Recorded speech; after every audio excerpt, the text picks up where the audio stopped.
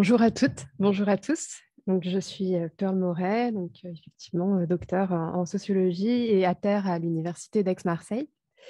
Et donc, merci à Gérald Gaglio et Elise Arena de me permettre de présenter mon travail à l'occasion de cette journée d'études. Voilà, je vais vous présenter une communication qui est intitulée, en écho donc, au titre de cette journée d'études, Transformer les EHPAD par les dispositifs techniques de géolocalisation, point d'interrogation, une enquête sur les promesses, les régulations et les usages technologiques.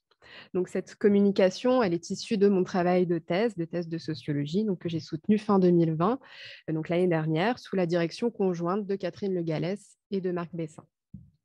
La liberté en toute sécurité, c'est ce que clament les sociétés de géolocalisation, de dispositifs techniques de géolocalisation. Ce sont leurs slogans publicitaires. La liberté en toute sécurité. La plupart de ces dispositifs, ils se destinent à des personnes qui sont identifiées comme étant malades d'Alzheimer et sujettes aux fugues, en tout cas catégorisées comme telles. Ces dispositifs se développent donc sur le marché français et à l'international à partir des années 2000. Donc, ils ont des formes extrêmement variées, comme vous pouvez le voir. Donc, ça peut être des bracelets de bras qui prennent souvent la forme de montres, des bracelets de cheville également. Ça peut être aussi des étiquettes à coller aux vêtements des personnes ou des semelles à insérer dans les chaussures ou encore des ceintures, des balises, etc. Ces outils, ils se basent sur des techniques comme par exemple le RFID, qui donc signale une sortie des personnes d'une zone, donc une sortie d'un résident ou d'une résidente d'un EHPAD, par exemple. Ça, c'est la technologie que vous connaissez toutes et tous, par exemple, qu'il y a dans les livres, ce qui permet de ne pas voler les livres dans les bibliothèques ou dans les produits des supermarchés. Donc, la personne passe à travers un portique ou sous un dispositif et cela sonne, ça envoie une alerte sonore. Donc ici, c'est ce que j'appelle les géolocalisations qui signalent une sortie. Donc une sortie de l'unité ou d'un service ou de l'établissement. Une autre technique, c'est pour aller vite la technique du GPS-GSM. Et donc cette technique, elle promet de pouvoir suivre les personnes porteuses quasiment pas à pas une fois qu'elles sont sorties de l'établissement pour les retrouver facilement. Donc on suit ces personnes, par exemple sur une carte numérique de type Google Maps. Une autre technologie se combine très souvent avec la technique GPS-GSM, c'est ce qu'on appelle le géofencing. Le géofencing, c'est quoi? C'est très simple. C'est une technique qui permet donc de créer des zones virtuelles où la personne est autorisée à se déplacer. Et en fait, d'autres zones où lorsque la personne entre dans cette zone, une alerte est transmise aux professionnels et ces professionnels sont alors chargés d'aller chercher la personne pour la ramener dans un espace qu'ils vont considérer comme sûr, en général à l'intérieur de l'établissement. Et cela, donc, c'est ce que j'appelle les géolocalisations extérieures. Donc, deux types de technologies, la RFID d'un côté et les technologies GPS, GSM, donc les géolocalisations qui signalent une sortie et les géolocalisations extérieures. Donc, ces dispositifs de géolocalisation, ils promettent d'aider les professionnels à résoudre ce qu'ils considèrent comme étant un dilemme, le dilemme entre la liberté de circuler des résidents et des résidentes et la garantie de leur sécurité. Ce dilemme, je le résume très rapidement ici, on peut le résumer de cette façon-là. Plus de liberté de circuler entraînerait nécessairement un défaut de sécurité donc des personnes, et à l'inverse, une ligne de conduite qui serait fortement sécuritaire aurait pour conséquence l'atteinte au droit fondamental d'aller et venir des personnes. Ce dilemme, il répond aussi à l'injonction à la conciliation des valeurs de liberté, de liberté de circuler et de sécurité qui est de plus en plus vive dans l'EHPAD. Et ça, c'est notamment visible dans les textes de régulation. Donc voilà, cette tension entre liberté et sécurité et cette injonction à la conciliation des valeurs. Parmi les nombreuses promesses des outils de géolocalisation, il y en a une qui est importante, c'est donc cette promesse de conciliation de l'attention entre la liberté de circuler des personnes âgées et le principe de sécurité à garantir par les professionnels des EHPAD. Ma thèse, elle entendait comprendre si les professionnels du care s'approprient si ces professionnels du care s'approprient l'idée d'un recours à ces dispositifs techniques de géolocalisation dans les EHPAD, et si oui, s'ils se les approprient, comment est-ce qu'ils se les approprient? Et j'analyse également jusqu'où ces dispositifs vont tenir ou ne pas tenir d'ailleurs leurs promesses de conciliation entre la conciliation de l'attention entre la liberté de circuler et la sécurité des personnes. Donc, pour répondre à cette question, mon travail s'est intéressé à 3 mondes sociaux. Le premier monde, c'est le monde des promesses technologiques qui émanent des industriels. Le deuxième monde, c'est le monde des régulations, que j'ai déjà évoqué. Et enfin, le dernier monde, c'est le monde des EHPAD, le monde où on va utiliser ces dispositifs. Aujourd'hui, donc, ma présentation, elle va s'articuler en 3 temps. Rapidement, je vais vous exposer le positionnement théorique de mon travail. Dans un deuxième temps, je vais vous parler un peu des méthodes. Et dans un troisième temps, je vous évoquerai donc 3 résultats principaux de mon travail. Donc, commençons par la façon dont j'ai construit théoriquement ma recherche. Je mobilise d'abord les apports de la sociologie du care. Et cela, ça me permet d'approfondir le concept de tension morale. Et il s'agit donc, avec les travaux de Pascal Molinier, de Marc Bessin ou encore d'Antoine Aignon, de penser dans un même temps des valeurs qui sont souvent considérées comme étant opposées. Et donc, ce concept de tension morale, il me permet d'analyser à la fois les rhétoriques, mais aussi les pratiques qui sont relatives aux dynamiques entre la liberté de circuler des résidents et des résidentes et leur sécurité. Donc, les rhétoriques, tout ce qui est de l'ordre des discours et également les pratiques. Et je mobilise donc également la sociologie de la vieillesse et du vieillissement, bien sûr, mais également la sociologie des promesses ou encore la sociologie des régulations et enfin le domaine des STS. Ensuite, donc, du côté des méthodes, donc en relation avec ce cadre théorique, j'ai adopté un certain nombre de méthodes et donc c'est l'objet de cette deuxième partie. Donc, j'ai réalisé dans la lignée donc, de la sociologie dite pragmatique une enquête qui combine une pluralité de méthodes. Et cette pluralité, en réalité, dans mon travail, elle s'est avérée nécessaire au cours de l'enquête parce que je me suis aperçue assez rapidement que ces dispositifs de géolocalisation, ils ont fait l'objet de beaucoup de discours, donc dans la presse en particulier, ou notamment dans les cadres, dans les espaces qui étaient chargés de réguler ces dispositifs, et de relativement peu d'usage. D'où l'intérêt de s'intéresser au discours et aux formes d'usage qui ont pu ou ne pas advenir. Donc, j'ai effectué entre autres des entretiens avec les constructeurs et les distributeurs de ces dispositifs de géolocalisation. J'ai effectué aussi des entretiens avec les participants et les participantes à des missions de régulation.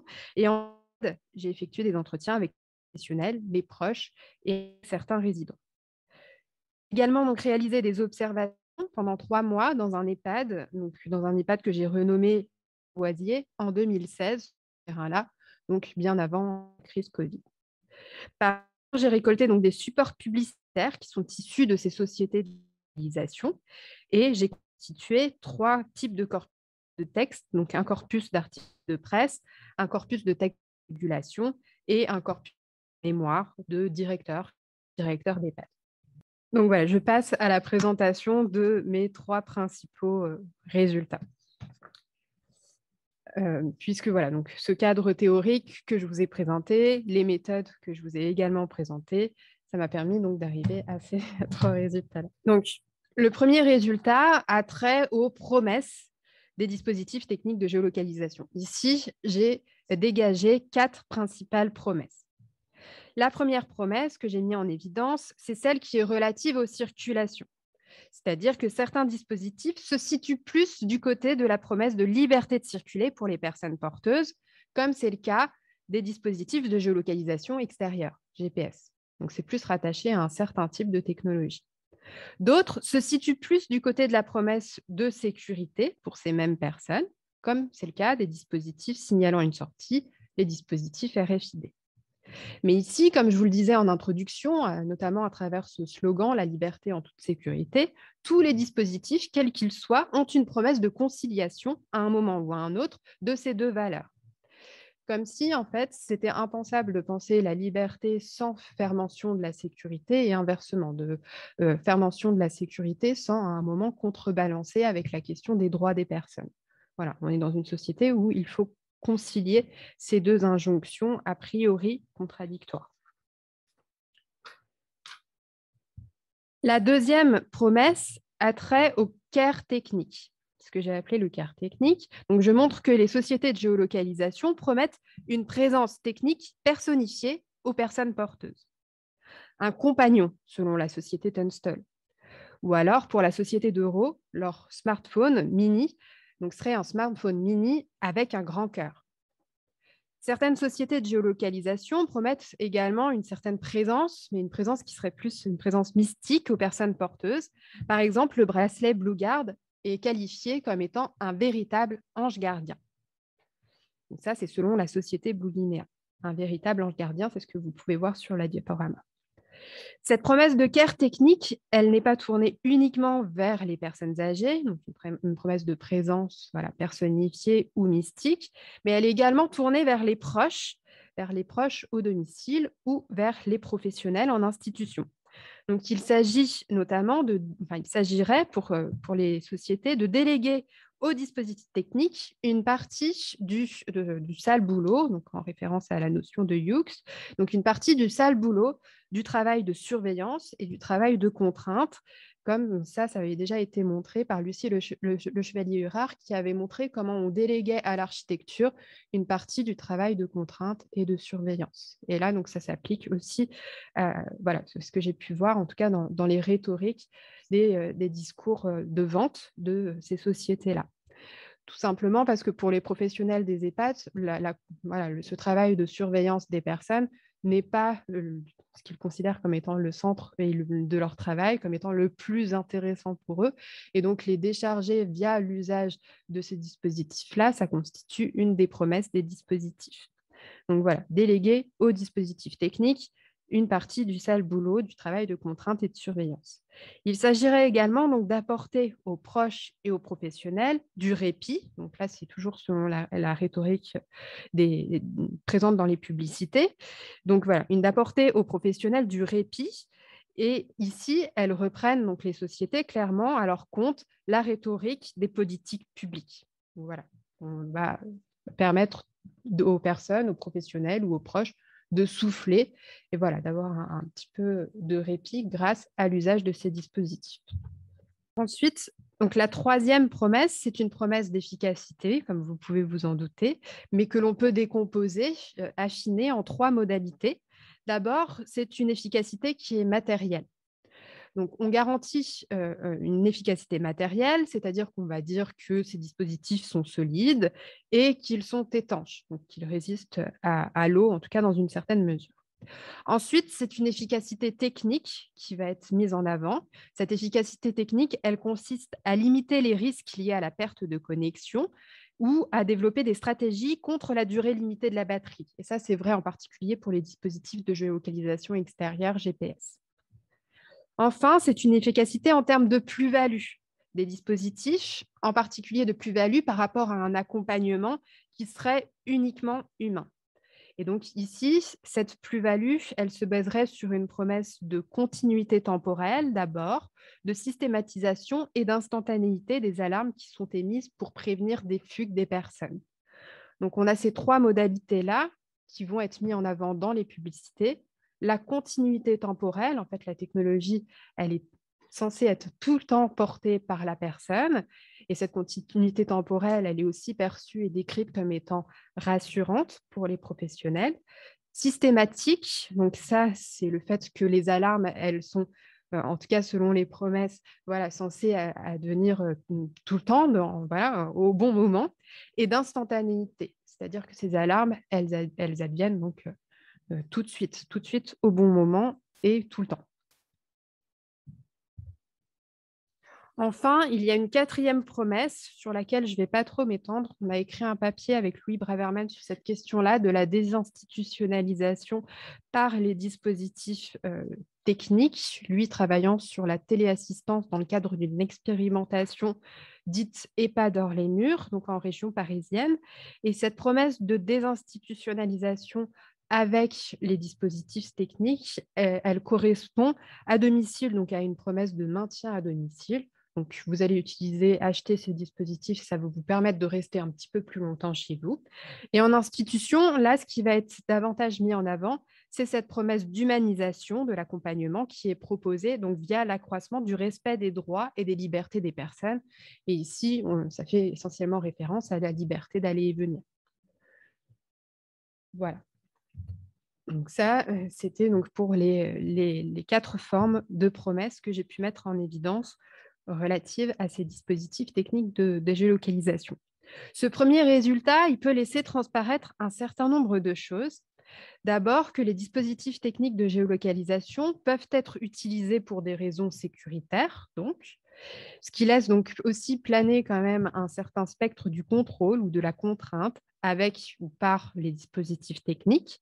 Et ce premier résultat aussi laisse entendre quelque part qu'il peut y avoir des dispositifs, il laisse entendre que la ruse, donc pour reprendre ici un concept qui est utilisé notamment par Antoine Aignon et Pierre Vidal-Naquet, donc que la ruse peut être une solution pour que la personne porteuse accepte le dispositif.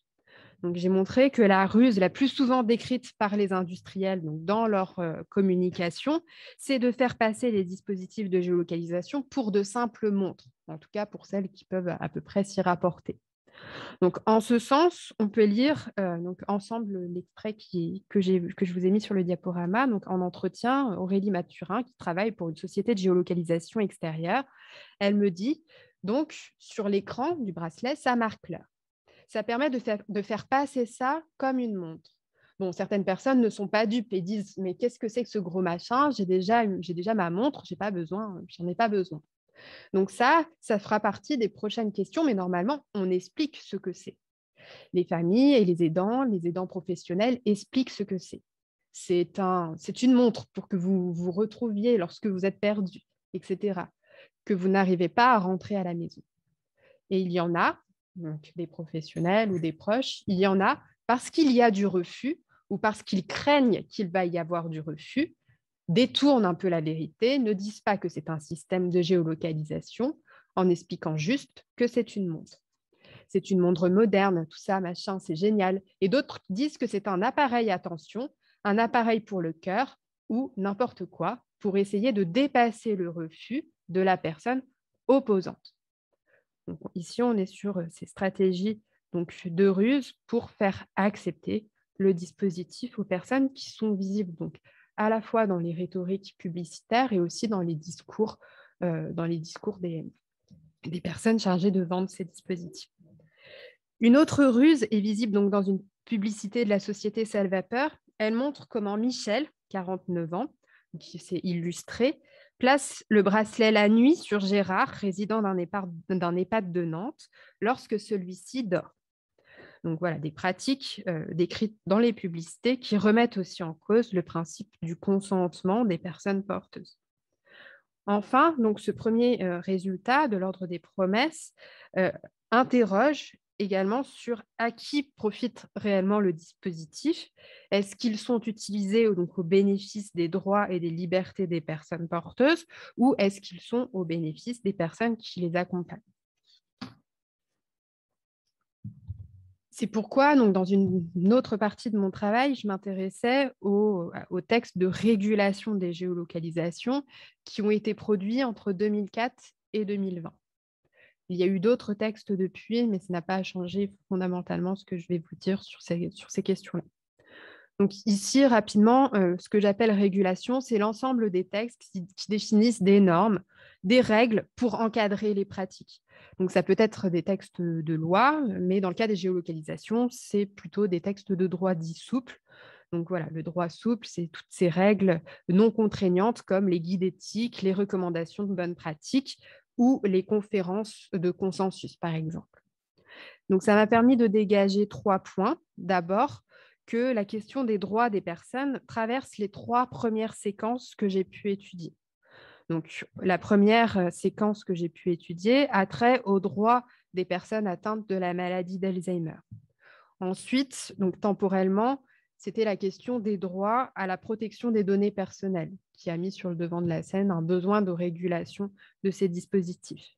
Et enfin, la troisième séquence, et qui est une séquence très importante en termes de production de texte, c'est la séquence qui porte sur les droits à la liberté d'aller et venir des personnes en institution.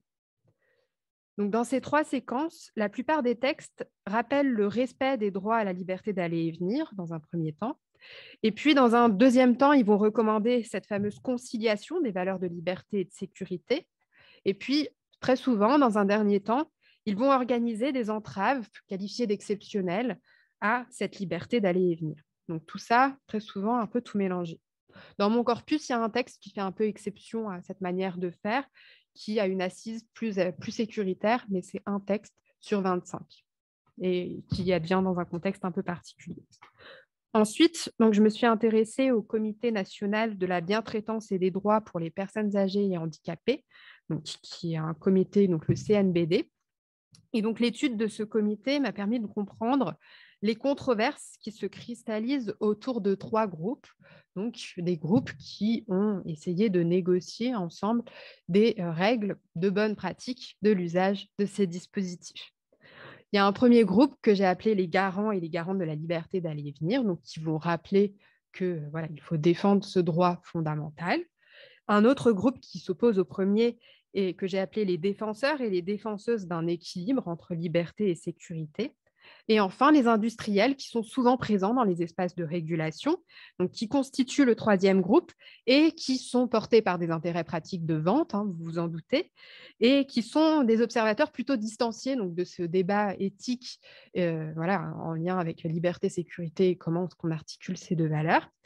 Mais quand même intéressés, ne serait-ce que pour voilà, réutiliser ce qu'ils peuvent entendre dans ces espaces-là, dans les discours, dans leurs discours publicitaires. Donc, ça explique aussi pourquoi est-ce qu'ils ont des rhétoriques si adaptées quelque part aux attentes des professionnels qui sont également présents dans ces espaces de régulation. Donc voilà, trois groupes, les garants et les garantes de la liberté d'aller et venir, un deuxième sur les défenseurs, donc de l'équilibre entre liberté et sécurité, et enfin donc, les industriels qui sont plutôt distanciés, mais voilà, qui ont quand même un intérêt à investir ces groupes-là en fait. Donc, il y a des conflits entre les deux premiers groupes assez importants, donc, et également d'autres logiques relatives à l'agenda politique qui ont rendu tout de même difficiles les régulations, et en particulier les régulations législatives, puisque à un moment, l'objet de cette commission, du CNBD, c'était d'arriver à intégrer les recommandations en lien avec ces dispositifs techniques de géolocalisation et les intégrer à la loi, en particulier à la loi d'adaptation de la société en 2015. Mais ça s'est soldé par on peut dire un échec, pour aller vite. Donc, enfin, l'analyse des régulations permet aussi de saisir la place de plus en plus importante qui est prise par les concepteurs et les distributeurs donc, dans le monde des régulations, donc les industriels. Donc, je vous l'ai dit, les industriels, ils ont toujours fait partie des espaces de régulation. Mais en fait, dans la toute dernière séquence que j'ai pu étudier, les régulations donc, que j'ai qualifiées de marchandes se développent peu à peu, et elles se développent notamment par le biais de la filière Silver Economy. Donc, en gros, ce que j'ai essayé de montrer, c'est que les régulations qui étaient auparavant étatiques ou professionnelles deviennent plus rares. Et voilà, il y a de plus en plus de régulations qui émanent de la filière de la Silver Economy. Le troisième et le dernier résultat, donc, il concerne les appropriations des dispositifs techniques. Donc voilà, j'ai parlé dans un premier temps de tout ce qui était le pôle autour des promesses des dispositifs, ensuite de voilà, ce que j'ai pu montrer autour des régulations, et maintenant je vous parle donc des appropriations de ces dispositifs techniques dans les EHPAD. Donc, en réalité, ce que j'ai pu observer, c'est que le recours aux dispositifs techniques de géolocalisation sont relativement rares. Et donc, pour expliquer tous ces non-recours, on peut noter 4 explications. La première, c'est que les dispositifs sont peu connus. La deuxième, c'est que voilà, il y a un certain nombre de professionnels qui vont considérer que ces dispositifs ne sont pas une solution aux fugues. Et ça, c'est le cas notamment de nombreux directeurs et directrices d'EHPAD, Et donc, en général, la décision d'achat de ces dispositifs dépend donc de ces directeurs ou de ces directrices. Et la troisième explication réside dans le fait que les géolocalisations ne sont pas perçues comme étant source de plus de liberté de circuler pour les résidents et les résidentes. Donc, en gros, la promesse, elle ne marche pas. La promesse de liberté de circuler, elle n'est pas reçue par ces professionnels-là, par certains de ces professionnels. Et la dernière explication, c'est la peur de la déresponsabilisation technique, c'est-à-dire, donc j'ai le souvenir d'un médecin coordinateur qui m'explique que les dispositifs de géolocalisation n'apparaissent pas comme étant des outils au service des résidents et des résidentes, mais ils serviraient davantage une autre cause, c'est-à-dire protéger les professionnels en cas de contentieux avec les proches suite à un accident, donc suite à une fugue, par exemple. Et ça, c'est aussi vérifié donc, dans le peu de jurisprudence qu'on a sur ces questions-là. Les outils de géolocalisation peuvent être mis en avant pour dire qu'on avait bien identifié les troubles liés à la fugue. Et donc, voilà, quelque part, dire si on avait bien identifié ces troubles-là, eh bien, ça protège aussi l'institution. Voilà, ça protège l'institution et les professionnels qui y travaillent. Par ailleurs, donc, mon enquête ethnographique en Framboisier a montré que parmi les établissements qui disposent de ces dispositifs de géolocalisation, certains de ces établissements vont abandonner l'usage de ces dispositifs. Donc, c'est des dispositifs qu'on va mettre au placard alors même qu'on a fait une démarche d'achat pour mettre en place ces dispositifs-là. Ensuite, donc, voilà, il y a une promesse donc, de conciliation entre la liberté de circuler et la sécurité. Mais voilà, comme je vous l'ai dit, il y a des dispositifs à la fois de non-recours qui se cumulent avec des logiques d'abandon d'usage des dispositifs. Donc voilà, cette promesse de conciliation entre la liberté de circuler et la sécurité semble ne pas être complètement tenue par les dispositifs dans les EHPAD, mais ce n'est pas pour autant que les professionnels vont renoncer à ce principe de conciliation des valeurs. Donc, j'ai montré que, en fait, en EHPAD, il ne s'agit plus de savoir où situer le curseur entre la liberté de circuler et la sécurité, ou de promener donc une conciliation de ces deux valeurs, donc comme le font les discours des promesses et les discours des textes de régulation.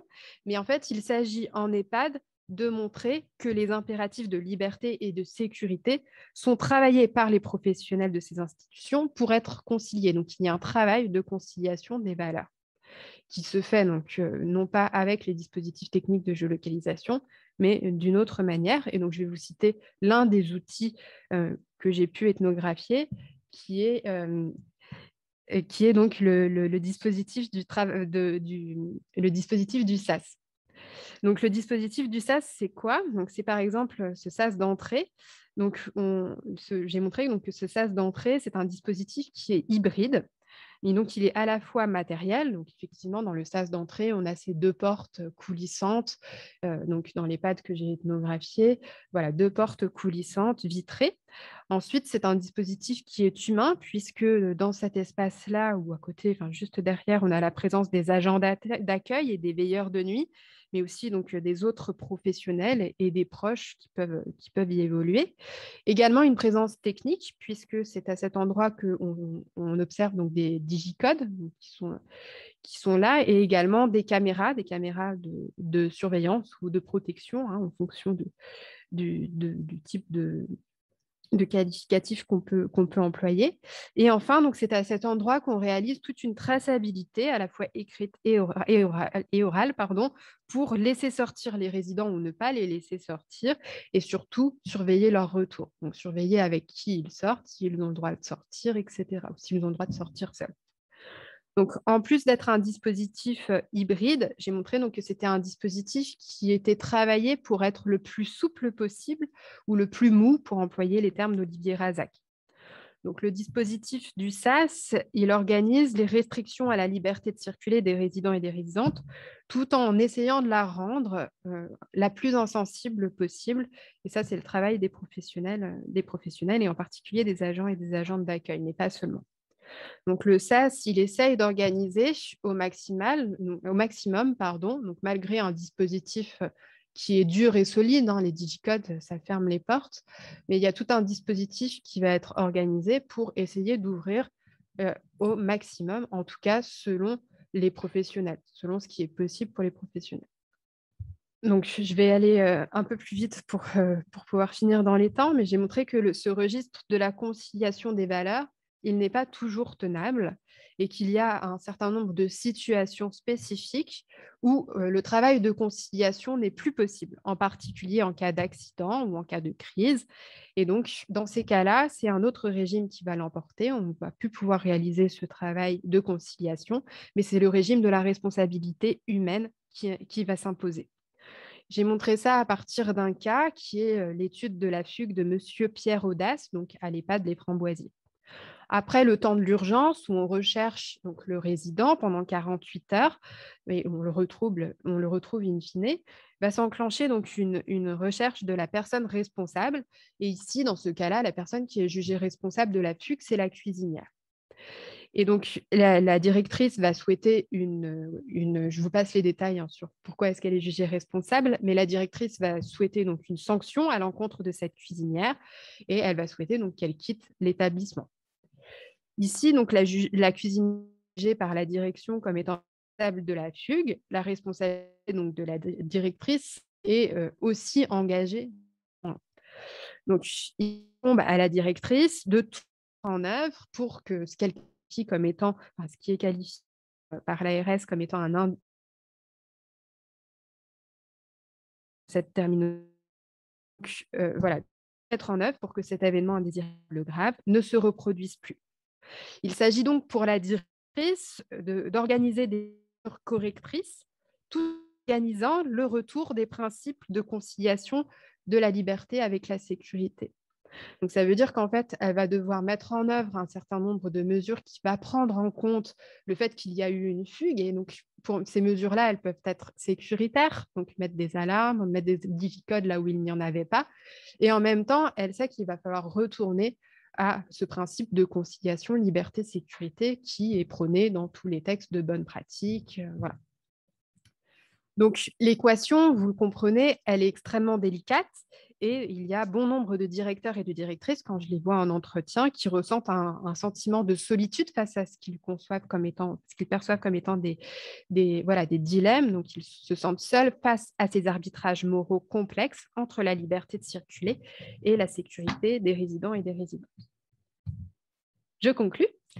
Donc, voilà, j'en arrive à ma conclusion et à partir donc, de cette entrée par les dispositifs techniques de géolocalisation, ma thèse donc, de sociologie, elle analysait la manière dont la tension morale entre la valeur de liberté de circuler et celle de sécurité se pense, mais également se travaille aujourd'hui donc, dans différents mondes sociaux, le monde des promesses, le monde des régulations et le monde des EHPAD. Donc, j'ai essayé de montrer que cette tension morale se pose différemment donc, dans ces trois mondes.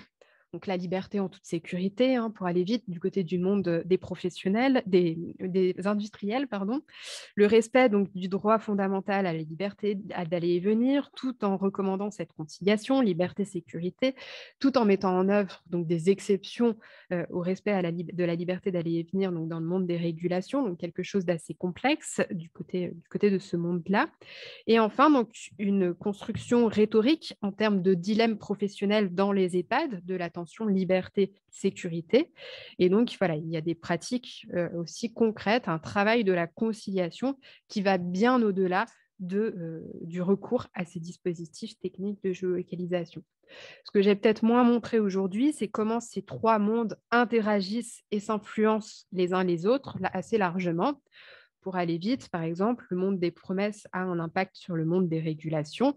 Par exemple, donc, les promesses influencent le besoin de régulation parce qu'on perçoit que dans ces promesses, il peut y avoir un certain nombre de problèmes éthiques qui se posent.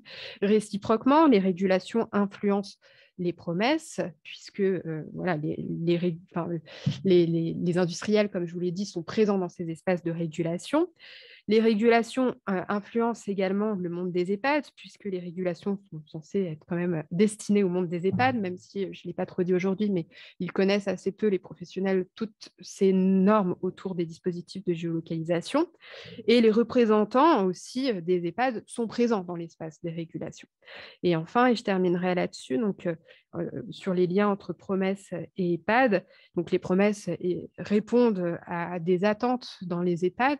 Donc, ils se positionnent par rapport à ce qu'ils perçoivent comme étant des attentes et réciproquement, donc les promesses influencent également les attentes.